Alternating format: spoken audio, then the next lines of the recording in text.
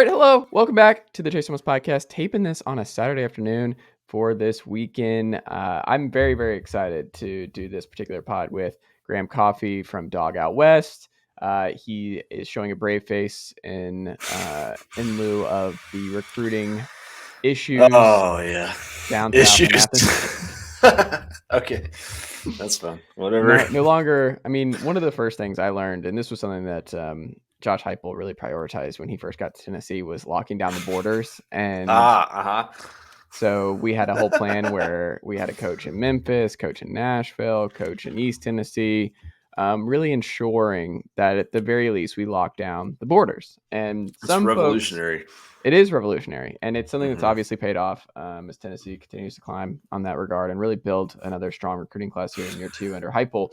But one of the things that the big dogs can sometimes forget is locking down your borders and really not forgetting about your home state. And look, people are saying that there is a bigger conversation to be had about Kirby Smart overlooking his own players in the state of Georgia, where, look, as a big proponent of GHSA Class 7A football in the state of Georgia, Colquitt, Camden, Brookwood, I mean, Dylan Lonergan goes over to Alabama, Justice Haynes, Buford Kidd goes to Alabama. Sure. You look at it and you're just like, I empathize with those kids. And does that mean that Sham's going to have a better time at UT than at Georgia because he's going to be wanted more? Absolutely. But that's where we're at. Graham, how are you? I'm well, man. How are you? That was good. That felt good. Good. I'm glad. Yeah, I mean, that's all I have right now with Georgia football is just to create these fake realities and just create recruiting narratives around the team with the third-ranked recruiting class for the 2023 cycle. Yeah, but you wouldn't think that they have the third-ranked class the way that everyone's. I mean, I literally had to put out a tweet yesterday that was like, "Hey guys, like it's July, and what we're not gonna do is sit here and slander one Del McGee, the guy who recruited." Nick Chubb, or I'm sorry, not Chubb, but like DeAndre Swift and a bunch of other 5-star running backs and Mykel Williams and all these other blue chip prospects at other positions.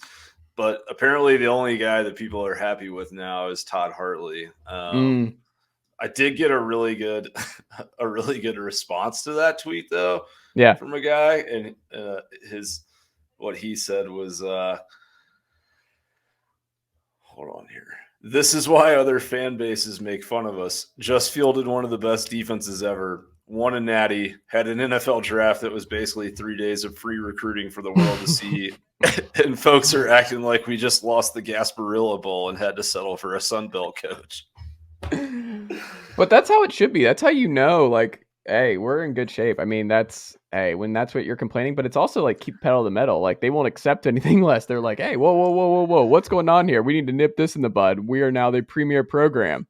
Yeah, and I mean, I guess to speak about this in a realistic sense, like I do think that Georgia people, you finally beat Alabama after so many years of not doing it, and you want to see that reflected on the recruiting trail, and also the cycle after a national title is supposed to be where everything is just cake and you take your pick of all the best players in the country. And the reality is that NIL has thrown a wrench into that a little bit for Georgia. And, it doesn't always just go that way. I mean, like, look at what happened to LSU coming off their national title in terms of recruiting. It wasn't terrible, but it wasn't great.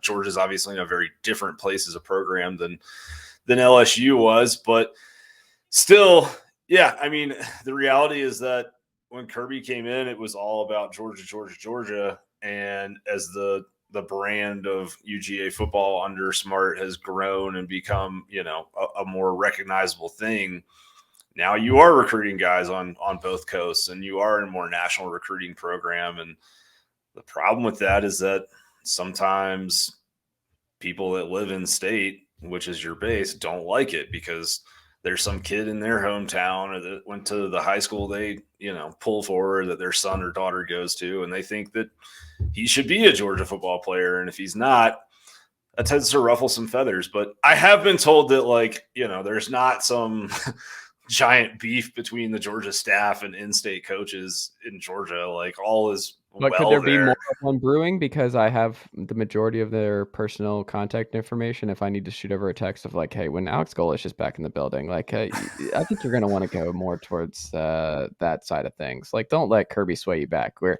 he's getting some heat thrown his way for overlooking your guys. Don't waver. Just ride that big orange wave.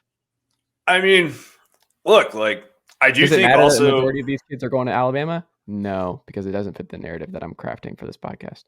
well, it also I think at the end of the day, like I don't know.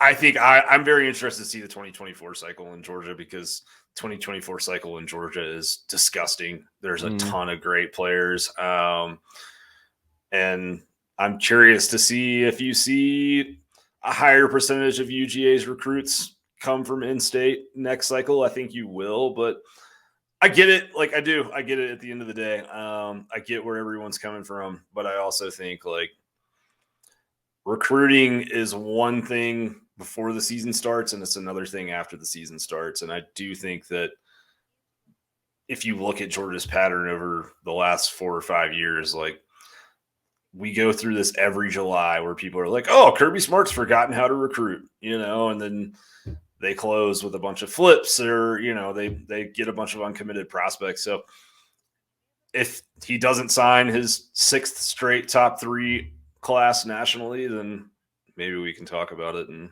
December, right? No quarterback in this class, I guess. That is an interesting one for sure. Obviously, they went all in on Arch Manning, and it didn't work out for them. I think Kirby learned a lesson from that. Like there's this kid Julian Sayin in the 2024 class. I don't know if everyone's put their attention to 2024 quarterbacks yet. I know that's a lot. I will not, as someone who has Nico in the building. I'm just going to go ahead and tell folks that I don't think Tennessee's going to be a big player in the 2024. They will not. Yeah, nor should they, because Nico is, I think, probably the best quarterback in the country for this class. I like it. I do. Yeah, dude. That 6'7" frame. It's impressive. It's fun. I heard somebody say the other day where it was like Dante Moore and Nico have the highest ceiling, but Arch and Malachi have the highest floor. So really just, I don't know, like we'll see. But like a lot of people, like you're not alone there with Nico being the most talented of the four, the big four. Yeah. And I mean, if you look at 2024, there's 3 names that, are kind of maybe the top 3 right now. 3 guys that Georgia's in on. One is a kid named Jaden Davis out of Charlotte. Another is a guy named DJ Lagway, who is, I believe, out of Texas. And then the third is a kid named Julian Sayin out of Carlsbad, California. He's not a St. John Bosco or Mater Dei kid, but he plays kind of he plays in open division ball in San Diego County. So what does that mean? It basically means like they don't have classic classifications out there. It's called I think they call it the grape or it's either the Cactus League or the Grapefruit League. I don't know. That's the minor league baseball. Did they just jack the minor league baseball? They did. Yeah. Okay. Yeah, I think so. But like, he is really, really fun to watch. He just obviously finished his sophomore season, but he completed 72% of his passes as a sophomore in high school, playing against, big boy SoCal football. And he's not a Mater Dei or Bosco quarterback, which basically means like he's not playing with a bunch of other 4 and 5-star kids, like a roster with 30 kids that are going to be D1 prospects. So that's the one that I think Georgia is like maybe honed in on the most. They have number 1 on their board. He's supposed to commit sometime this season. But they got Jaden Davis on campus right now out of Charlotte. I think Kirby learned his lesson, and he's not putting all his eggs in one basket again. But it will be very interesting to see, as crazy as this is going to sound, like life after Stetson Bennett is a little unstable looking in the Georgia quarterback room right now. I think Carson Beck has shown some good progress and can be your guy in 2023. But after that, I think all bets are off on just sort of who's going to develop and how. So you think it's going to be Carson next year, not one of Brock or Gunner? Right now I do. So you're losing one of those two guys then in the next year. I think it's Brock. I think Brock. You think leaves. You lose Brock? I do. Interesting. Yeah, I think he has. And I want, before I say what I'm going to say, I want to be clear. A young quarterback's light can come on at any time, and it could happen tomorrow, or it could not. But it seems like with these things, they sort of just click on all of a sudden, and they're better. But with Brock, I think you're looking at a guy who just hasn't quite grasped that system that Machen's trying to run yet, and it's been a couple years. And then, as gifted as he is athletically, because he does have a big arm and he has some athletic ability in terms of running the ball, his release coming out was kind of this long loopy motion where he sort of starts the ball at his hip and it does this full 360 thing. And they've worked with him to try to shorten that, and it just hasn't worked out yet. Last fall, he basically had a case of the yips where he, couldn't throw the ball for a little while because I think he was so in his head. And then you go watch the tape from the spring game, and when he's out under the lights, he's reverting back to that long loopy motion, which just isn't really built for consistency or getting the ball out on time. And so it'll be interesting to see, because I mean, he has a lot of physical tools, but everything hasn't quite come together there yet. It's interesting. Well, as much as I would love to continue to talk about the absolute mess, and people are saying the absolute mess that is the Georgia quarterback room, folks are saying, a tradition unlike any other. Couldn't be my quarterback situation, Graham Coffey. Well, we're going to talk about ceilings, and I want to get your perspective on this, because I think this is something that I think a lot of college football fans, if they have this nailed down, if you have your program ceiling nailed down, you will enjoy college football a lot more. You'll enjoy your Saturdays a lot more if you can nail down your ceilings.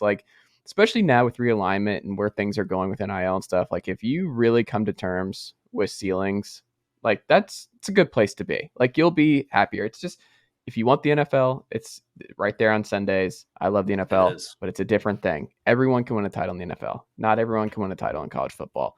And it's not what it's about. It's about Saturdays. It's about October. It's about September. It's about November.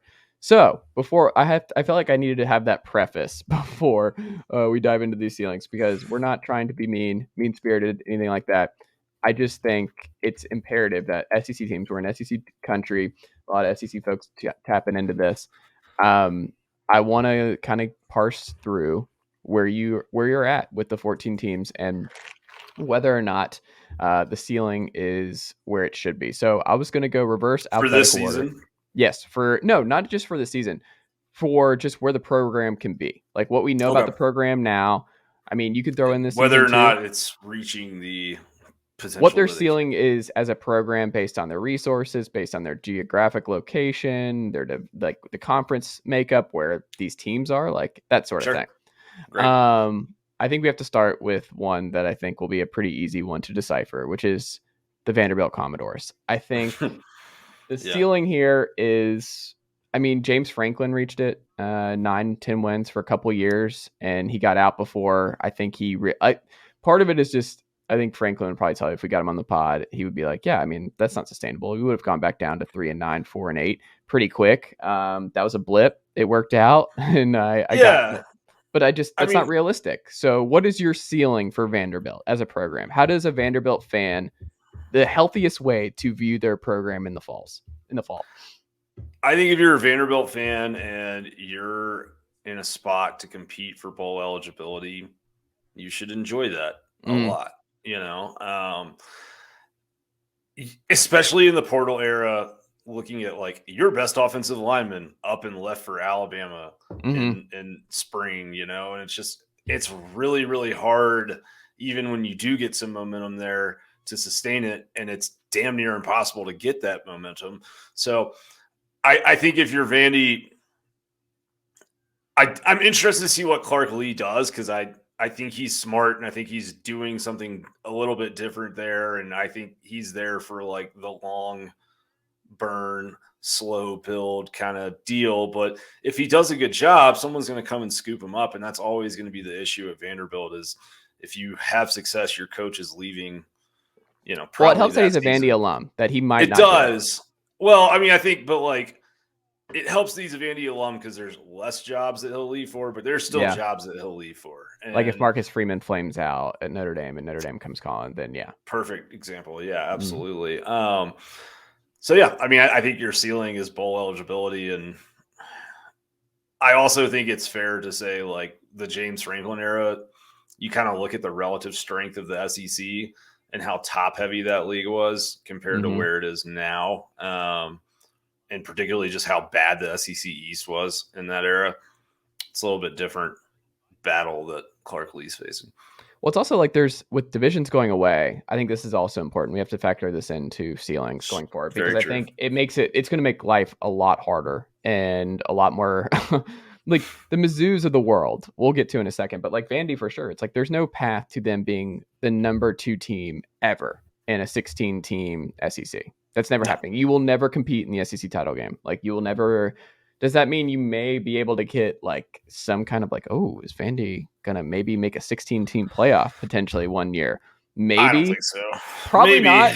But like if you're the 4th or 5th best team one year in the SEC, like maybe like that's probably the best case scenario is you just get the right quarterback for a couple of years. If like AJ Swan, the 4-star kid out of Cherokee, if he's a really good player, who knows? Like we just saw with Dave Clawson, right? Like their best, I look at him as like Wake Forest. And I was talking to Chad Bishop, friend of the program, a couple weeks ago about Vandy.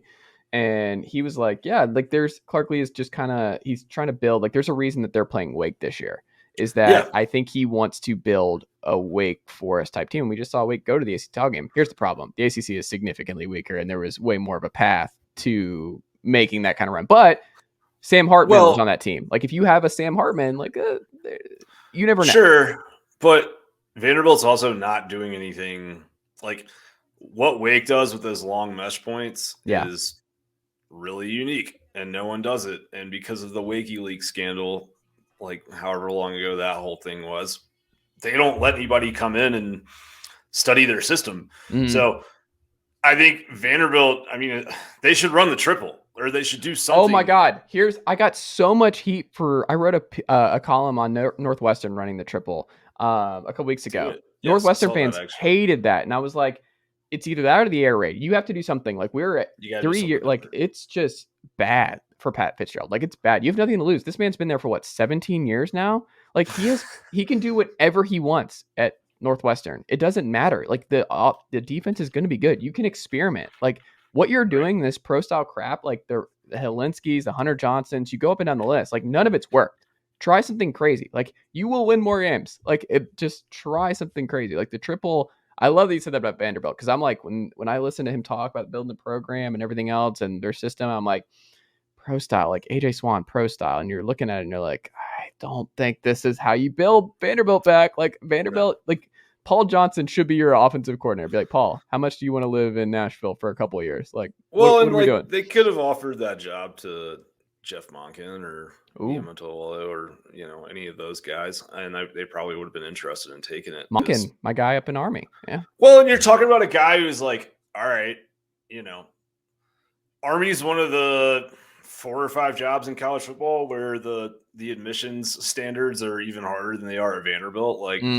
Find me a guy like that who knows how to kind of work under a system that leaves him in a place where he can't take most of the football players, but has created an offense where he can go and run something with 240 pound offensive linemen and it works fine. Like that's what you need at Vandy. Next up, Texas A&M, who I think I've flipped on. The NIL era, I flipped on Texas A&M for what their ceiling is. I think it's Texas ATM. Yeah, Texas ATM. Like it's a different world. Like this is not the Dennis Franchione Texas A&M Aggies, and I think it's a rare one where you don't see programs do this very often. And here's something that geography and money is really nice to have at your at your university in the year of 2022. And Aggieland is in a good spot. Jimbo, I think he's just anyone who gets frustrated with Jimbo or that offense or whatever in College Station. I'm like, this is the best spot you've ever been in as a program. Like you got to let him figure it out. It's just, you give him whatever, you figure it out. Like Jimbo is the best you're going to do. You are not doing better than Jimbo Fisher at Texas A&M anytime I don't know soon. if I agree with that. Ooh, okay. I think because of what has been demonstrated over the last 12 to 18 months, like Texas A&M has demonstrated that, hey, we will spend damn near any amount of money to win. Mm. I think that's attractive to a lot of coaches. And I think Jimbo, this whole recruiting class that they've just had, highest rated recruiting class ever, it's a blessing and a curse, because the blessing is you have this wonderful roster. The curse is that, like, your clock just got sped up. And if you don't start doing something with it quick, people are going to get very impatient up there. I think, you give it 2 years, and if they're not like knocking on the door of college football playoff, then he's probably on the hot seat and maybe on the way out, depending on how it all happens. And I think the other thing that is very valid under Jimbo is, I get that he won a national title with Jameis at FSU, but the system he runs is really hard for quarterbacks to learn. It takes years, which isn't really conducive to the portal era, where sometimes you have to have a 1-year rental, or you have guys, coming in and out like Calzada did last year. I think at the end of the day, I mean, they are one of the bottom 10 to 15 teams in pace in the NCAA on offense pretty much every year since he's got there. They've been 100 or worse in passing explosiveness.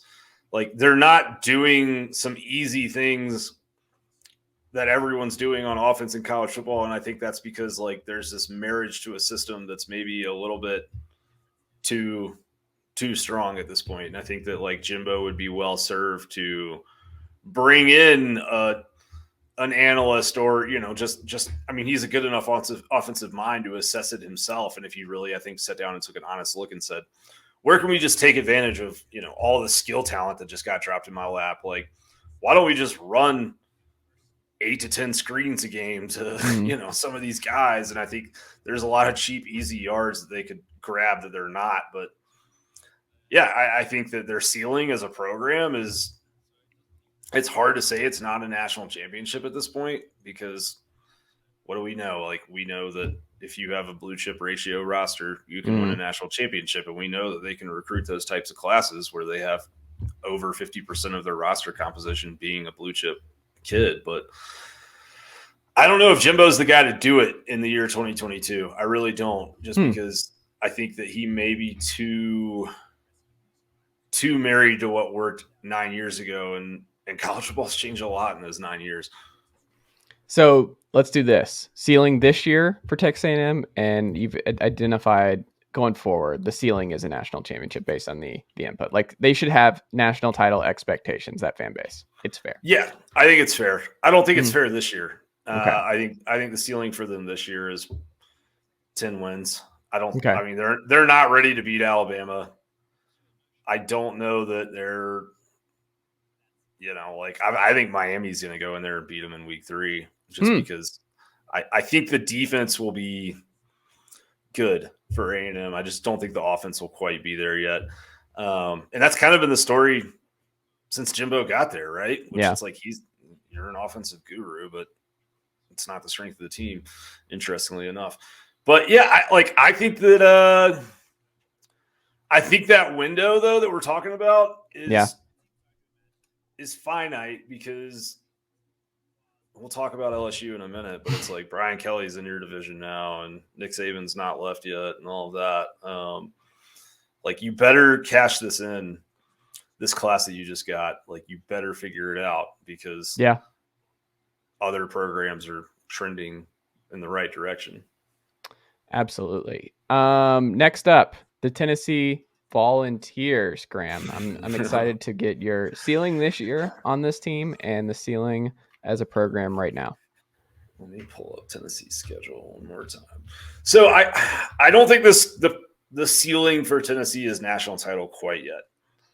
As a program. I think that it could be in a couple years, but, like, we know that Tennessee can recruit kind of on the fringe of elite. We haven't seen them quite recruit like top 5 classes, but they can be in the blue chip ratio. They can be in the blue chip ratio. I think what we're going to have a conversation about in a few years, maybe 2, and you're not going to like what I'm about to say, is like there will be a conversation to be had about is like Josh Heupel's offense is the perfect thing for them right now. This whole Heupel thing is the perfect thing to take them to the door of 9 or 10 wins. We're going to have a conversation in a couple of years of like, is this kind of gimmick, system that they're running, this Baylor sort of like, hurry up, let's try to catch people with their pants down system, holding them back from winning on a truly big stage? Because the anecdote to that offense is elite defensive line play, elite pass rushers, makes everything difficult. We saw that last year when Georgia came to town, right? I mean, we did, like, yeah. And that's not a discredit to Tennessee. Georgia's defensive line made everyone's life miserable last season. I'm not like picking on the Vols in any sense, but like, if you go back to Briles at Baylor and you go look at other guys that have gone through college football and run it, like that's the theme, right? If you have elite corners as well that can cover in man and are long, like that creates problems for it too, especially if they are good in press coverage. And the problem for Tennessee is they're playing in the league where more of those things exist than anywhere else in college football, perhaps combined. So yeah, I think truthfully, like, Danny White hired Josh Heupel knowing that he would stabilize the boat, make some nice repairs, get a new paint, coat of paint on that thing, get it seaworthy. But I think like the guy to captain it into the quote unquote promised land where things are feeling like 98 and all that good stuff might be the next guy. The problem is just, I mean, you had those same fears about Kirby early on, where Kirby was like the defense, where it's like, is he going to evolve enough offensively for this team to become a national title worthy team? Like there was those concerns early on. I didn't personally, but I know people did. Yeah. I mean, let's be honest. Like when Georgia hired Kirby Smart, no one except for Georgia fans saw this happen. Exactly. Right? Yeah. Like it was so. Yeah. 2 former players, 2 guys who are experts on one side of the ball, and yeah. Yeah, but I think that like what Heupel is doing will have to evolve, and maybe it does. But I think he deserves credit for that maybe being the thing, because 100% deserves credit. And I'm not trying to say he. Well, no, I'm saying like he deserves the benefit of the doubt basically for the future. I don't think we necessarily have to get to that CEO type coach in 2 to 3 years, because I really do think when you look at what Heupel was working with and the lack of scholarship guys and the situation that he was dealt last year, where I think a lot of it, like he was down to just 3 receivers that he trusted. Like he was like, all right, everybody else is out. Like we're only running with our 3 with Peyton. Like Jalen Hyatt, still a highly recruited kid. Like he was just a non-factor. Like he was just not. Yeah. Hopefully that's not the case this year, and they need that not to be the case this year. But I think part of it was just because of the situation that he was in with this group. And I mean, he played under Bob Stoops. Like he knows what it's like playing with the defensive coach. He still wants this defense. Like there's a reason the emphasis has been on defense this recruiting class. Like you go in, you get the best player out of Kentucky and Christian Conyer. You get Shandavian Bradley. You expand. We have a bunch of safeties in here with Jack Luttrell and company coming in. Like he has emphasized the defensive side of the ball. Like he understands that like this is not sustainable what they were doing last year. And I think the tempo will decrease as things continue to evolve. But I think it was just one of those things where like, if we want to get to bowl eligibility, we're going to have to do something very different. And that's like with Josh Jobe not knowing where he was in the field when Cedric Tillman just skates right on by. And like, that's fun, like keeps you in these games. But I still think he understands that like in SEC big time football. And let me tell you, there's enough Tennessee donors around him at all times where they're like, hey man, of course. Just a heads up, like the tempo stuff's not going to fly 2 to 3 years from now. Well, and I think like we'll see, right? I just NIL is helping Tennessee. I think that's okay for us to say. It's not illegal what they're doing. But I think it's also like people went way too far about that with like the Nico stuff. It's like, of course, Nico is not coming here if the offense is not fun. If Hendon Hooker's not telling him good things, if He doesn't have the tracker with Drew Lock, Dylan Gabriel, and company. Like, there's a lot more to it than that. There is, but I also think it's fair to say, like, some of these things, Tennessee is doing a better job on the defensive side of the ball recruiting right now than I expected them to. Same here, actually.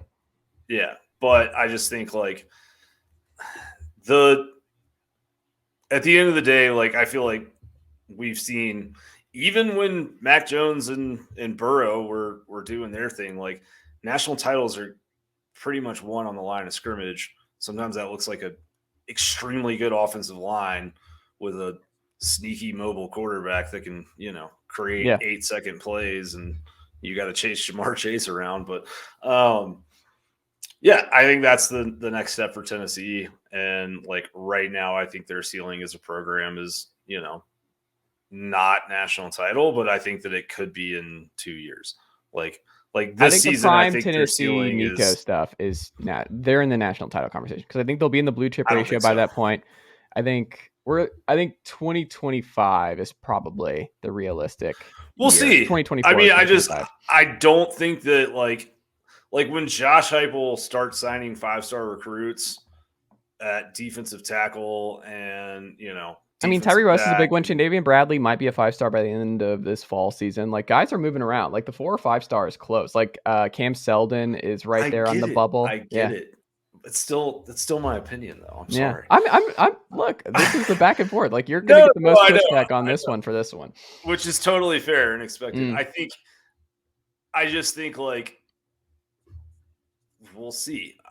That's fair. Think that there's still some things that have to happen. Like there's not like a Sam Pittman there like Kirby had that's like recruiting like these monsters up front and like bringing in, the best offensive line classes. Well, we might have 2 5-star tackles potentially in this class. You might, but Stanton Romeo looks like he's on his way to Tennessee. And if you end up with Sham and Stanton, that's a pretty good spot to be in. It is, but I'm just saying these things take years. It takes years to build that offensive and defensive line depth. It takes years to build that type of situation where it's like, all right, we're going to rotate on a bunch of 4 and 5-star monsters. Well, if you take a gander at the defensive line going into next year, I think you're going to see mostly rotations of 4 and 5-star guys. Like, I think that's where we're headed. Like, it's pretty close. But you just don't have the waves of them that. But you even develop, like, Byron Young's an NFL player now. He was a JUCO guy. Like, his story is incredible. Like, he's So they're developing too. I still don't think you're winning a national title yet. No, not yet. 2024, 2025, I think, is the zone where they'll be in the conversation. We'll see. I think that. We already know what the playoffs going to look like. I think a lot of that is, and that's true, which I think makes it harder for them, truthfully. But I think, like, I'm very curious to see how Heupel evolves. Yeah. It's going to be interesting. And I will say this too, like a friend of the program, Conar Gara, who picked Tennessee over Georgia on Paul Feinbaum's show a couple weeks ago. Of course. And then there's a lot of people doing this though, and look, I don't think that, like, as someone there was a lot of people doing it last year. Remember when I came on the show and you told me that Tennessee was going to score more than anybody on Georgia. And I was right for a while. I was right to that point. And what else did I say on that podcast? Did I say we would be winning after the first quarter? I said we would be up after the first quarter. I don't remember that, but we can play the tape. That was my whole thing of the week. And that was something I was telling Georgia fans all that Saturday. I'm like, Tennessee's going to be up. And, like, Georgia's going to adjust. Like, we don't have the bodies. But, like, Tennessee is going to score on Georgia. Like, it's just, they're going to catch Georgia nap. Like, there's going to be some issues. And and I think this is if you're going to catch Georgia, this is the year because of the secondary reload and inexperience. But we get Alabama at home. There's a possibility they're undefeated with that game, third Saturday in October, that both teams are undefeated. You guys might lose to Pittsburgh week 2. No, I don't think Pitt's the loss. I think Florida's still the one that I'm just terrified about. Like, I have I think this is the year you beat Florida, but I think you're going to come off that high. You do have a bye week afterwards, which will help. It's like that LSU game in Baton Rouge. It's a toss-up. Yeah. Very tough to me. Alabama feels like a loss. Kentucky. They're beating Kentucky. I think you guys will beat Kentucky as well. Mm-hmm. South Carolina scares me at the end of the year. That's what I was going to say. On the road. Yeah. The most Tennessee thing possible, and I've told folks, is like we beat Georgia or Alabama this year and then drop the dumbest game possible in Of Columbia course. to close the year. That's how this season goes to me. Is I think they make progress and beat one of the big two, and then they lose the dumbest game possible to South Carolina. I mean, I think the other thing that you're underrating a little bit, Mm. truthfully, or that not just you, but everyone is when they talk about Tennessee, is like there will be some adjustments that happen after how Tennessee scored some touchdowns on people. Like there will be some pretty big, I think, shifts in how teams want to defend Tennessee, and it's gonna be interesting. Next up, that was fun. That was a good exercise. Tennessee Georgia fans are loving this. And it's also better for football if Tennessee and Georgia are both really good. Like I agree with that. Yeah, I think it's more interesting. I'll be there in Athens for the battle this fall. South Carolina, speaking of the Gamecocks, they're ceiling this year and they're ceiling for the future under Shane Beamer. Oh God, that's a tough one, man. The ceiling for South Carolina football is not as high as South Carolina fans want it to be. I agree with this. I think the ceiling for is it higher or lower than Kentucky's? Because that's what I struggle with. I think it's right in the same ballpark. The same thing. I mean, actually, I don't know with what Stoops is doing right now. I'd have to say it's lower. I think that if a South Carolina head coach is winning 7 or 8 games in 2 to 3 consistent years, like he could go somewhere else and probably compete for national titles,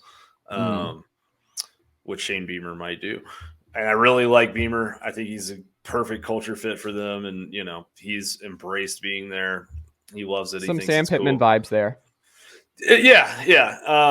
But at the end of the day, it's just like you look at what you have to recruit against, not just with, Clemson in your own state, but Georgia being where Georgia is now, and North Carolina becoming a sneaky good recruiting school under Mac Brown, and NC State becoming more relevant, and Tennessee right there, and so on and so on and so forth. I think that their kind of ceiling is like, I don't think, unless you see a big shift in sort of just the power dynamics of the SEC, that might happen in 5 to 10 years or whatever. But like right now, I don't think the ceiling is division title for them. Like I think it is, 8 or 9 wins, maybe 10 on an off year with, weird breaks and a good out of conference and a good cross division setup for you. But yeah, I don't think it is. South Carolina's never winning a national title in football ever. Yes. It's never happened. It's never going to happen. It's just, but it's never going to come close to happening. Well, I do wonder, like, what they look like if Clemson falls. Like, if Dabo leaves or Clemson falls. We've seen it, though. I mean, like... Spurrier had a nice little bump there. Right, yeah. And Spurrier... But I also think the thing that people forget a lot, because they're like, well, Spurrier did it. There was a historically, like, bellwether type of year of in-state talent in South Carolina over a 2 to 3 year period there. Like there were 3 times the amount of 4 and 5 star prospects in state on average than there is on average for 2 to 3 years in a row. And that formed the core of those teams with Clowney and, all these guys, but that's just not normal. And if you look at where the number 1 player in the state of South Carolina has gone, over the last decade, I think he's gone to Georgia 5 times and Clemson 3 times. And, North Carolina 1. Like, I think it's not South Carolina usually. So I like it. Missouri Tigers. Where is their ceiling this year, and where is their ceiling going forward? Like, as cool as it is to count wins against Tennessee vacated losses, as it's been this week, I still think the ceiling might be a little bit lower in Columbia than fans might want. I mean, it's hard because we did see them come into the conference and win 2 straight division titles, right? But I think what they got to sell at that time is very different than what they get to sell now. You don't get to go on the trail and be like, you're going to blaze the trail of Mizzou into the Southeastern Conference. I think 9-win Mizzou can happen right? Like, I don't know. Mizzou is a place where there's a sneaky good recruiting base for them.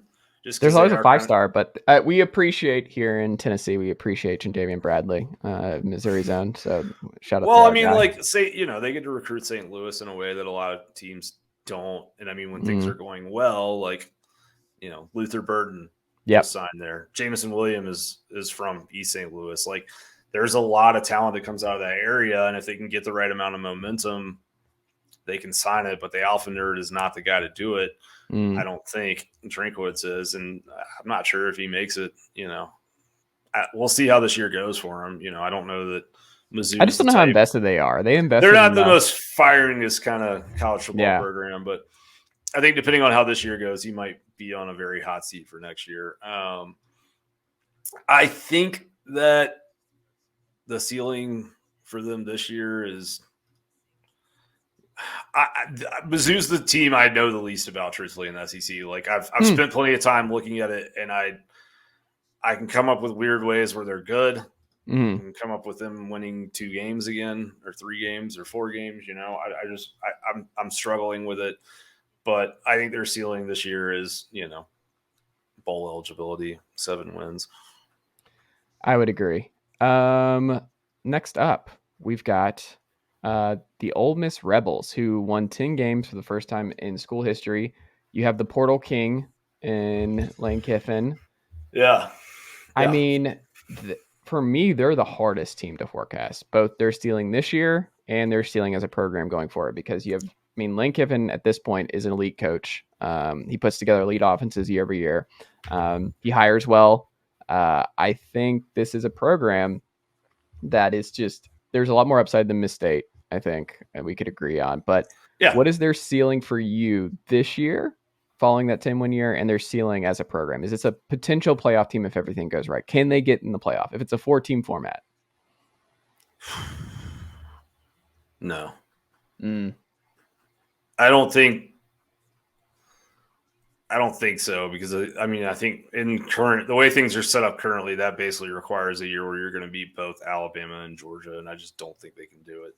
I guess if the chips fell really well and like they were 12-0 going into an SEC title game, or 11-1 going in and won an SEC title game, I think you can catch lightning in a bottle and beat one of those 2 in a year. Well, you backdoor it, right? You do the Texas A&M thing where you just That's true. You finish second, you avoid the SEC title game. You finish 11-1. Yes, your 1 loss is to Alabama, who's undefeated, and then you pray like God that the East team is not better than you are, has a better resume. Yeah, I get what you're saying. I think their ceiling this year is like, it's hard to say it's not division title, just because like I don't know what they have, but I think in reality, what's really going to happen for Ole Miss is that they're going to realize Jeff Levy was doing a lot more of the play calling and designing than Lane Kiffin was, and I think that they are going to take a pretty big step back on defense without DJ Turk in there, and I think that Ole Miss is going to end up around 500. I could see that too. But it also would not surprise. Like, it's weird that Luke Altmaier seems to be winning that quarterback battle with him and Jackson Dart. It's not good news. If I'm an Ole Miss fan, I'm not feeling great. Well, I don't know, unless it's just. Luke Altmaier, I think, does have some nice tools, but that's not. He seems like a bottom 4 SEC quarterback. I don't think so. I think he's good. Like, I think if Luke Altmaier was in the 2024 or the 2023 Georgia quarterback room, that he would be the starter. Interesting. Okay. Hot take. There you go. Mississippi State. The Mississippi State Bulldogs. Their ceiling this year and their ceiling as a program. A lot of people forget that Will Rogers is very good. Yeah. And they returned some nice things. Justin Robinson, the Georgia transfer, is going to go off for them this year. You heard it here first, folks. Okay. I have seen tape with my own eyes of him making just like some stupid Randy Moss style one-handed catches in practice at UGA. The problem is just the lights. When the lights were on, it just never really worked out for him when he was in game moments, but Mm-hmm. I think the fresh start will help them out. I think that Mississippi State this year, I always am weary of the year 3 Leach bump. Mm-hmm. I think their ceiling is the third best team in the SEC. Oh wow! Like SEC as a whole for this season. Yeah. I think their ceiling as a program is about that. I think the air raid breaks down when teams have time to prepare for it, or just kind of when you play good defensive lines, sort of the same as the Tennessee conversation a little bit. So I don't think they can go even in a 16-team playoff format. If we got there, I think they could be a playoff team, but I don't think that system is conducive to a run. Yeah. But yeah, man, I mean, I do think that they might just bash folks' brains in this year, honestly. I mean, like unexpectedly, not bash in a hard-nosed smash mouth football sense, but you know what I'm saying. There's gonna be a pain in the ass because like no one else is really playing like that who's on their schedule, so it's just gonna be an unpleasant scenario for them when Will Rogers comes to town. By all like they really should have beat Georgia 2 years ago in the COVID year. I mean, they held them to -6 yards rushing. Yeah, I mean, like they had 11-minute drives in that game. I think that's the sneaky thing that people don't really realize about the whole air raid system is they think like hurry up, but really it's a ball control offense, and you know, you frustrate like an Alabama, or you know, maybe not Alabama, but like you play an A&M, right? And as slow as A&M plays, and you go out there and put up a couple 11-minute drives. Hell, we saw them do it last year, right? Like, so, yeah. Yeah, I mean, they're pain, and what they did to Auburn, that was pretty remarkable. That Auburn game, folks should go back and check to see how that comeback came about, because that was preposterous. It was. I agree, though. I think the ceiling's pretty high for them this particular year, and then the new face of college football, I think them being a 16-team playoff participant is absolutely in the cards. It's just running the gauntlet. I don't think that's a possibility. I think if it's a 16-team playoff, that really it's in the cards for any SEC program not named Vanderbilt. Interesting. I just probably couldn't put South Carolina. I couldn't. Maybe South Carolina. Yeah, but it's close. Yeah, it's hard because like I can fathom a world where South Carolina is the 5th best team in the SEC. Legitimately. True. And that might. They're on the border. It's like the Kentuckys, the Ole Misses, the South Carolinas. They would be on the border. It's like the best case scenarios if the SEC got like 5. Like I think it's really hard to get in that top 4, because I think we would look at 4 for sure, and I just don't know if they would ever be in that top 4. As a conference, because remember, if this conference expansion's happen, like we need to include Oklahoma and Texas in this, because they will also be in that category, and we're putting Texas and Oklahoma, I think, above those programs in likelihood of making the playoffs in the new SEC, right? Yes, that also has to be factored in. Next up, though, the LSU Tigers. I think we're going to agree that the ceiling is a program. When the last 3 coaches you've had have won national titles, I think the ceiling is national titles. But this year with Brian Kelly, with all the transfers, the 3 different quarterback options, what is their ceiling this year? I'm really struggling with that question. I've put a lot of thought into it.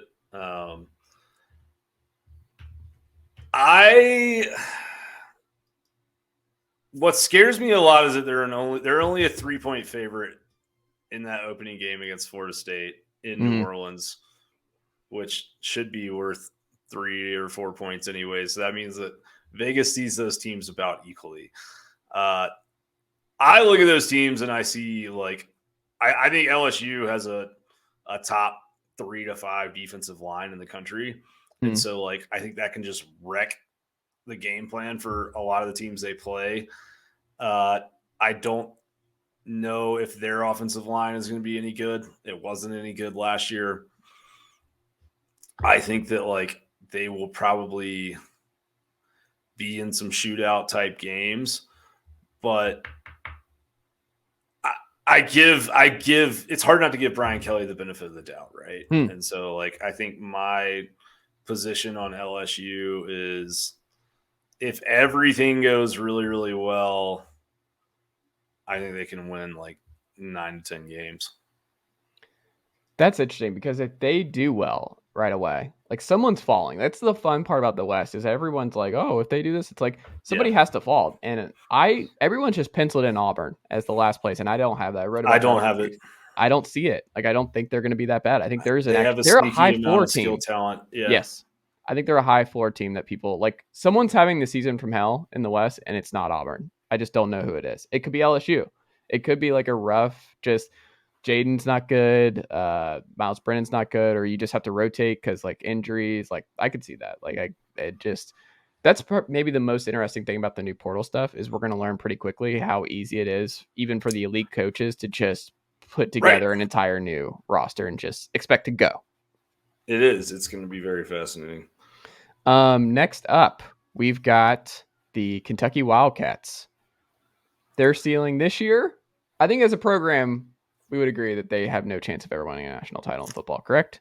Right. Yeah. I think their ceiling as a program is like you go to a nice New Year's Day bowl in Florida and maybe sneak your way into a New Year's Six one year, you know? Yeah, I don't think they're winning a national title. And the reason why is because like they play this like man ball style at the line of scrimmage, and you're not ever going to beat Georgia and Alabama doing that. Like, I think the thing that Heupel does has a better chance of beating Georgia and Alabama because it's different. It doesn't try to go strength on strength with the two strongest teams. I think their ceiling this year is lower than people want it to be. I think losing Wan'Dale Robinson hurts. I think losing Liam Cohen hurts more than that. They lost Kennard on the offensive line. We don't know if Chris Rodriguez is going to play. Elite skill talent has always been hard to come by at Kentucky, and they just lost a bunch of it. And they still, kind of played most games in like the mid-20s last year anyways, except for that preposterous Wan'Dale feels like a miss. Like that, he just should have been more. Wan'Dale set the school record for receiving yards in a season. It just didn't feel like it, Graham. It didn't feel like it. He had like 1,400 yards. What did he do in the Tennessee game? I don't think maybe that's what I'm just really extrapolating here. It just didn't feel like it to me. I felt like he could have been more. Maybe he was wearing orange. 1,334 yards. It was pretty good. Yeah, I was looking for 1,400. Yeah. I mean, he had, I'm sure, some rushing stats too. Yeah. I think that their ceiling this year is 8 wins. 8-win Kentucky feels. No, we'll say 9-win Kentucky just to be safe. But I'm not convinced they're going to beat Florida in week 2. They're going to start 3-1 or 4-0, and then. See, I think they're losing to Florida. I think Florida loses to Utah at home to open, and that's just a really tough one to get through. And I don't think Florida start 0-2 with Billy Napier. I think they're beating Kentucky. I don't know, buddy. We'll see. I think Louisville could beat Kentucky this year as well. I think that they're old friend Tiyon Evans, sneaky good. We know Georgia's going to beat them. We know Tennessee's going to beat them. Maybe, probably, kind of. I don't know that for sure. I think that like this is not a reflection on Kentucky taking like a massive step back. I think they are taking a step back, but it's just a reflection, I think, on the SEC East improving. So I'm going to say their ceiling is 9 wins in the regular season. There you go. Next up, we've got your Georgia Bulldogs. Some people are saying their ceiling is national title. What is the more interesting thing I think with them is their ceiling and to repeat, like Saban's only done it once. It's significantly more difficult to do this. And Stetson, like, this is something I said. I'm like, this isn't even like just being mean. Like Stetson had the perfect fairy tale ending, and I just don't think he gets that this year. Like, I think when him coming back, like, I think Georgia fans will be frustrated with him as their lasting memory, because I don't think it's going to end with a national title, and it might end with like a really rough game. Because Stetson, the easiest way to tell someone to watch Stetson Bennett is like if he's a game manager or a gunslinger. and this man is a gunslinger. Like that yes, is he is 100%. And he might flame out. Like Clemson might just bury him, or Ohio State, like with Jim Knowles, like he has a game from hell. Like that's a Ohio State's not going to bury him on defense. Jim Knowles, he's in there now. They got some talent, returning corners. They should be all right. Yeah, but it's not going to be Ohio State. Okay. I could see Alabama burying him. It could be Clemson. It could be Ohio State. It wouldn't be Clemson either. I don't think. Maybe. I don't know. I think the thing that no one really is accounting for is Georgia's offensive line is going to be probably the best. I think that's going to be the best offensive line unit they've had under Kirby Smart, which is saying quite a bit. And so I think that they're going to be able to run the ball pretty much when they want on almost everybody in the country until maybe a playoff or SEC Who leads them in championship scenario. Kenny McIntosh, I think. Yeah, I think that he's the number one running back. And I think he'll see some pretty solid usage in the pass game as well. But Georgia sneakily returns, 7 of their top 9 pass catchers from last year and adds Arik Gilbert to the whole mix. So it's like they're going. Is it Arik and not Eric? It's Eric. I'm sorry. Yeah, I was wondering. I was like, did I get this all wrong? Is it? Yeah. No, I apologize. I should have said I don't know why I was like picturing his name in my head. There's a lot of names, man. There's a lot. But yeah, I think they're right now without seeing I have concerns about who's going to play boundary corner opposite of Keely Ringo. I think that's a big question for them. I don't think you're going to have as big a drop off on the defensive line as everyone else does. I think it's important to remember Georgia still has 20 former top 100 recruits on their defense, which is pretty preposterous. And then I think Tresman Marshall is a name at inside linebacker that everyone will know by middle of October. Yeah, there's some good things happening there. I think that Stetson is going to have actually a very good season. And I think it's going to be because just everything around him is kind of set up for it. I think that Georgia's going to have to score a little bit more often than they did last year. The defense, I think, will still be top 10, top 15 nationally, but they're not going to be crazy dominant. So I think that at the end of the day, the ceiling is, it's hard to say the ceiling is not a repeat national title just because of the talent. They're Are you expecting it? No. Why would I expect it? I mean, do you think most Georgia fans will be really upset if they don't repeat? I don't think so. No, Okay. I mean, there's always the fringe, but I think this is, if you're a Georgia fan and you're listening to this is your gap year. Just sit back and enjoy it. You just won one. If you go to another college football playoff, you should be ecstatic and happy, and you should go to those games and into those games just enjoying the ride, because there's no pressure right now. It's all gravy for UGA, and if they do go back to back, then we can all sit here and talk about how Nick Saban is still not won a national championship with a 15-game schedule, and Kirby Smart has done it twice. Oh, yeah. I like it.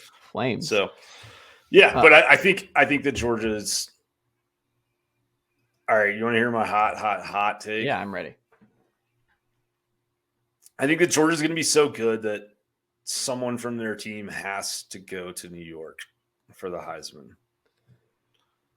Because it's going to be McIntosh? Who is it? I think it's Stetson Bennett. Oh no, that's not. No, that's. You can get Stetson Bennett 20,000 to 1 odds on the Heisman Trophy right now. I mean, that's I'm pretty sure $5 will bring you back $10 grand. But that's $5 you could use for a local coffee that would bring you more joy. Get a couple. It's not. I mean, as far as long shot odds go, though, he's gonna be the most visible player on one of the best teams, and on the team that's on. I don't think the writers are gonna put him there. I don't think there's a respect there. Like, I don't think he's No, gonna get because that it's narrative. not people. It's not like young dudes and analytics guys that like Yeah, vote on the Heisman. Like it's correct. old media narrative kind of guys. Yes. So I don't know. We'll see. It's my extremely hot take for the season. Interesting. We'll see. That would be fascinating if he did get the invite. But he would have to put up a bonkers year. But if this is the best offensive line in a long time, it's certainly possible. The Florida Gators. I think we would agree the ceiling is national title. As this program, they can Not win. right now, it isn't. Woo. Okay. So I'll tell you why. Okay, what's the case against Florida as a national title ceiling? Because they've gone about a decade now, really since Meyer left. Or actually, I would say more accurately, since Muschamp left. Like, they are recruiting the leftovers that Alabama and Georgia don't want. 8 or 9 out of every 10 players on their roster didn't get a committable offer from Georgia or Alabama. And so you play in a conference where, you got to play Georgia every year, and you got to go through Alabama right now, more than likely to get into a 4-team playoff. Florida never in their history has had a undefeated regular season. I'm not even including a conference championship game. So until they do that, I think we can assume they go to Atlanta with 1 loss. And I just don't think you're beating you're beating Alabama with, the guys that they didn't want and Billy Napier's offense. Because Billy Napier, there was not a market for him as a play caller at Clemson. He was let go from that job. Louisiana had, when you look at the delta between what they were recruiting and the rest of the Sun Belt, like the gap between like their recruiting and everyone else around them was like similar to like Clemson in the ACC, right? Like it's just a massive difference, or Ohio State in the Big Ten. And still, yes, like they won Sun Belt titles and all of that, but like it was drudgery to make it happen. And, they averaged, I think, 100 or so less yards last year than Dan Mullen's Florida team did. And points per game, they're in the hundreds as well. So I think Florida's in trouble until someone can force Billy Napier to hire an offensive coordinator. And I think Florida, on a bigger picture, is in trouble because they hired Billy Napier. And they're freaking Florida. And I think Billy Napier is a good coach, but a lot of the shine came off that hire when all of a sudden you look up and Lincoln Riley has left USC, or, he's gone to USC. Brian Kelly has come into the league. Like,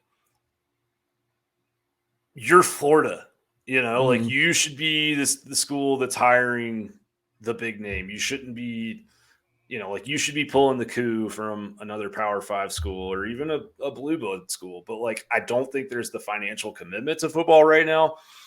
And I don't think that the recruiting apparatus machine for Florida is really figured out right now.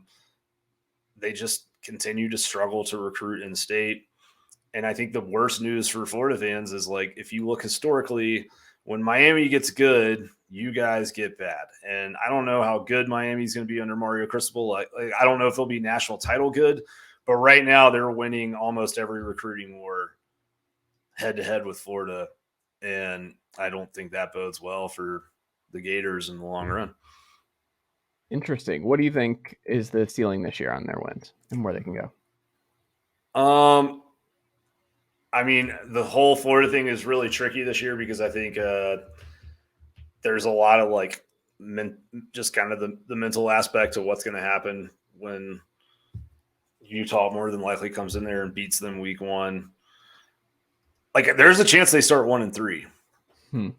I think there's I kind of feel like they might set up well against Kentucky this year, but we don't know. And if they start 1-3, we know how that fan base is. Like, they don't handle that type of thing well. And it's like they might just like turn on this whole staff and Napier and all of this, like, so kind of dramatically that it struggles for them to ever get momentum, which is not fair to them. But I think their ceiling this year is probably like 7-5. Yeah, and it's also just like it's they hard don't have the not- I mean, pop. like- They don't have the pop. Like the new coach where like Heupel had the pop, where it's just like the Yeah. offense and everything else. It's like Napier's offense and the way they're going to go about it. It's just not going to be pretty. Right. If you're going to like Napier was hired because he was a recruiter in Yeah. the minds of the administration, and he's not recruiting well. His player average right now is lower than Dan Mullen's best class. And Dan Mullen's best class wasn't very good, right? And so like I think that's the problem is like if you're here to bring in talent and you're not, and you don't offer me some sort of like, oh, he's got this system or that system, whether it's on either side of the ball, then what value are you really bringing? And so they better turn that thing around on the recruiting trail by this time next year, or he may be 2 seasons and done in Gainesville. Whew. I like it. Oh, this is why we have you on, Graham. These kind of takes. I like this. Thank you. Auburn Tigers. I think they're still. I think you're not going to put them as a ceiling. I don't think they're a national championship ceiling as currently constructed to you. Oh God. Yeah, they're not. And that's because like I don't know, like the Gus hurry up no huddle days. That was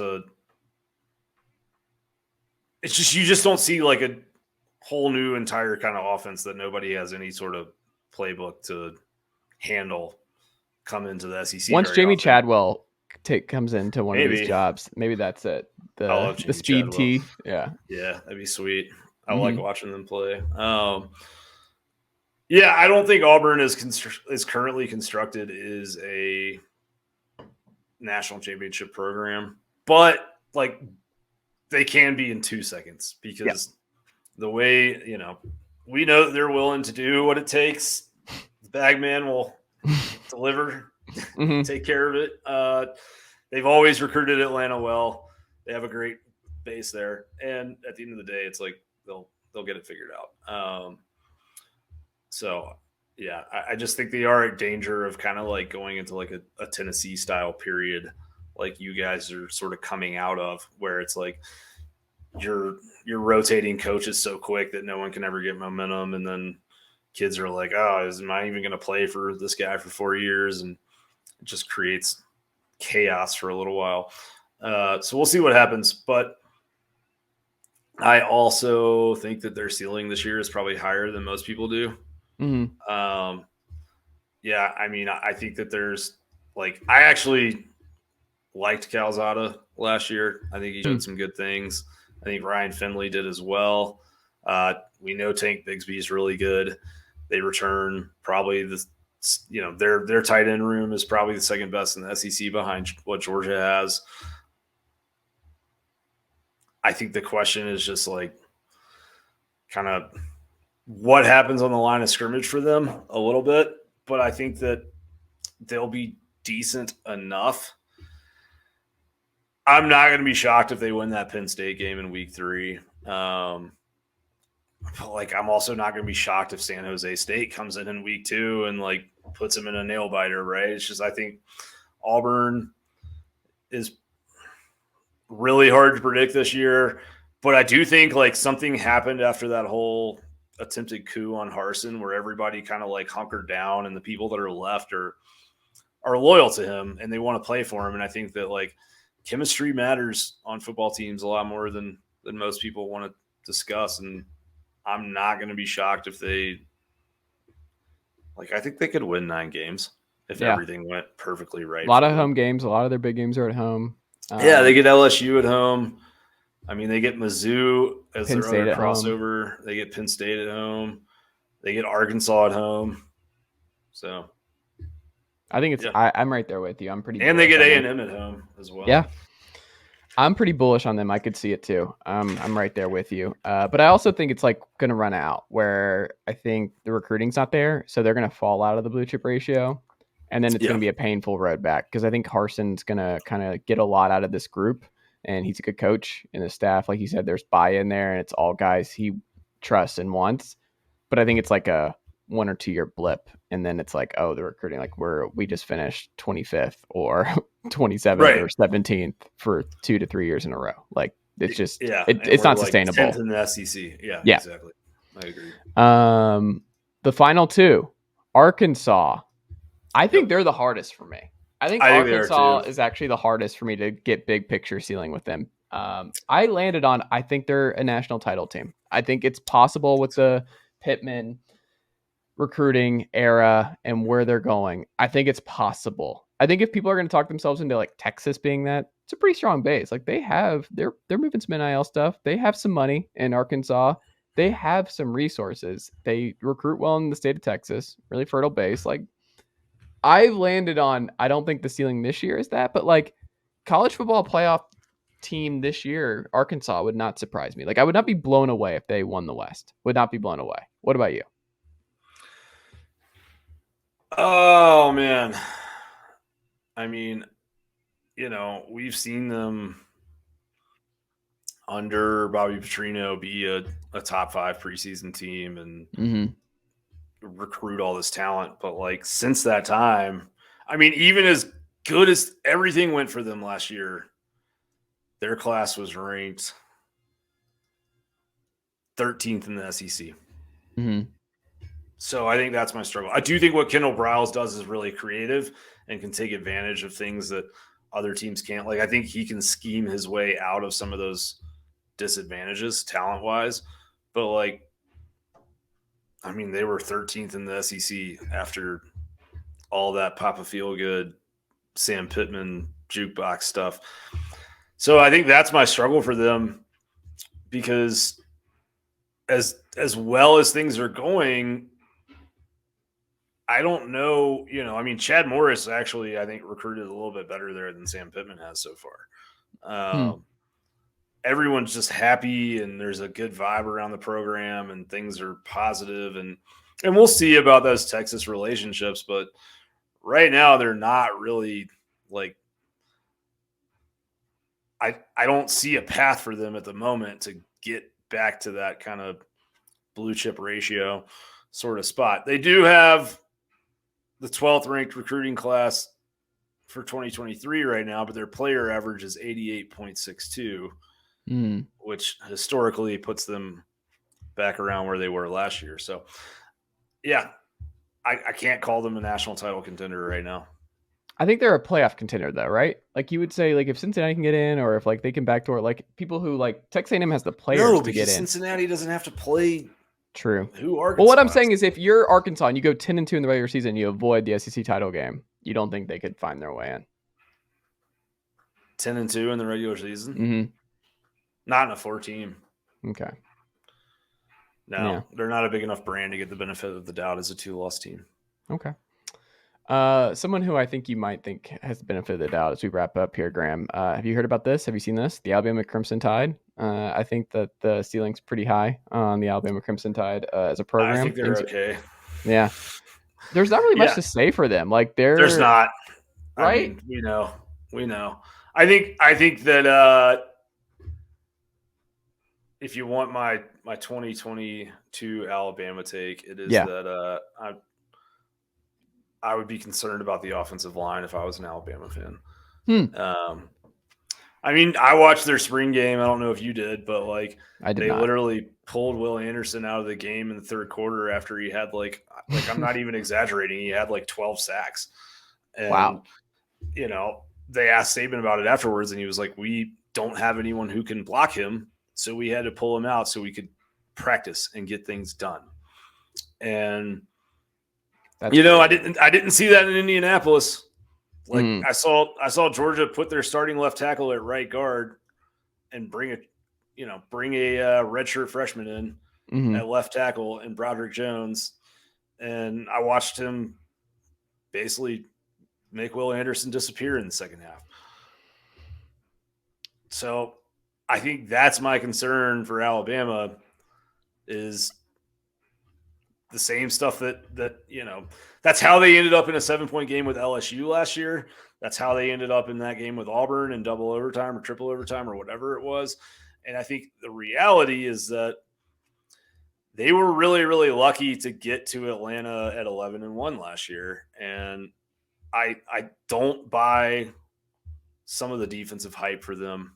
And it's just because, like, I think the ceiling on some of these, like, I don't think Henry To'oTo'o is getting any better than he was last year. And we know that Henry To'oTo'o is a liability in coverage if you get him matched up on a running back or an athletic tight end. So is Ryan Gosling. That is very true. I mean, yeah, I think there's some of the stuff that, like, is getting overlooked a little bit where I'm just not sure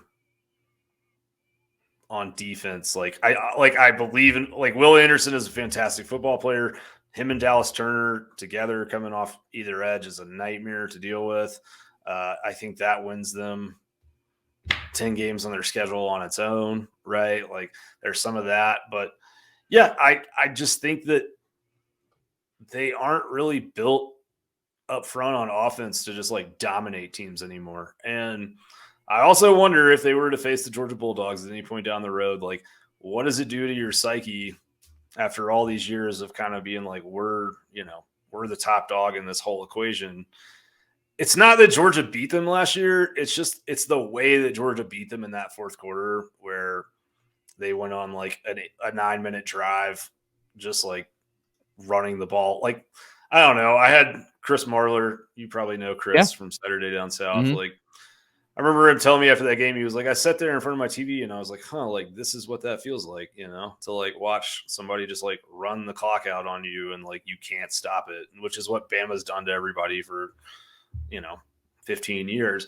I'm not saying that that's what happens next year if Georgia plays them. I'm just saying, like, I don't know. It's a little bit different, I think, than, like, losing to a Clemson or even an Ohio State where it's like, this team's kind of out of our, like, I don't know. Yeah, we'll see. And I could be, like, it might not matter at all. I'm just saying it may at some point, and we'll see. Interesting. Well, Graham, that was fun. That was a fun exercise. That was a fun exercise. What can the good folks, because you have a new website since we last recorded. I do.